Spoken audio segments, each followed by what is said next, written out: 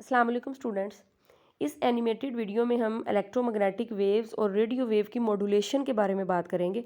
तो actually modulation क्या होती है? मॉड्यूलेशन में हम अपने ऑडियो और वीडियो सिग्नल जो कि लो फ्रिक्वेंसी का होता है उसको कंबाइन करवाते हैं कैरियर वेव के साथ जिसकी फ्रिक्वेंसी बहुत हाई होती है। ठीक है, यानी हमारा low frequency audio signal superpose होता है हाई फ्रिक्वेंसी कैरियर वेव के साथ। ठीक है, और जो रिजल्ट आता है इस कम्बिनेशन का उसको कहते हैं मॉड्यूलेटेड वेव। ठीक है, तो ये मॉड्यूलेशन जो है वो एक्चुअली लॉन्ग डिस्टेंस ट्रांसमिशन के लिए यूज़ जो है वो की जाती है ताकि हमारा जो डाटा सिग्नल है ऑडियो या वीडियो जिसके अंदर रिक्वायर्ड इन्फॉर्मेशन है वो ज़ाया ना हो।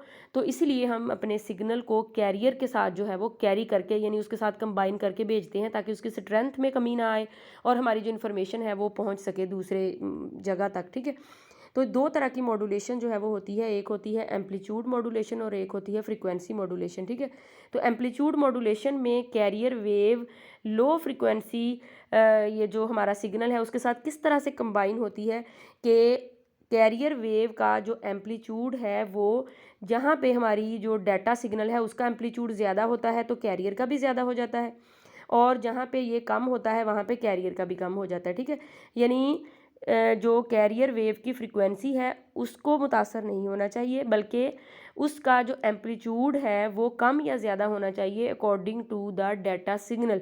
और कुछ इस तरह का पैकेट जो है वो फिर हमें मिलता है जो कि एम्पलीट्यूड मॉड्यूलेशन कहलाता है। ठीक है, नेक्स्ट जो है वो फ्रीक्वेंसी मॉड्यूलेशन है। फ्रीक्वेंसी मॉड्यूलेशन में अगेन हमने जो कैरियर वेव की फ्रीक्वेंसी है उसको कम या ज़्यादा होना होता है ये जो सिग्नल है उसके एम्पलीट्यूड के साथ। ठीक है, अब यहाँ पे जो एम्पलीट्यूड है कैरियर का उसने चेंज नहीं होना बल्कि उसकी फ्रीक्वेंसी ने चेंज होना है according to the amplitude of the data signal जो कि ऑडियो सिग्नल है उसके मुताबिक। ठीक है, तो जहाँ पे डाटा सिग्नल का एम्पलीट्यूड ज़्यादा होगा वहाँ फ्रीक्वेंसी ज़्यादा हो जाएगी, और जहाँ पे एम्पलीट्यूड जो है वो कम होगा तो वहाँ पे इसकी फ्रीक्वेंसी जो है वो कम हो जाएगी। ठीक है, तो इस तरह से ये वाला जो है वो बंडल बनेगा फ्रीक्वेंसी मॉड्यूलेशन के लिए।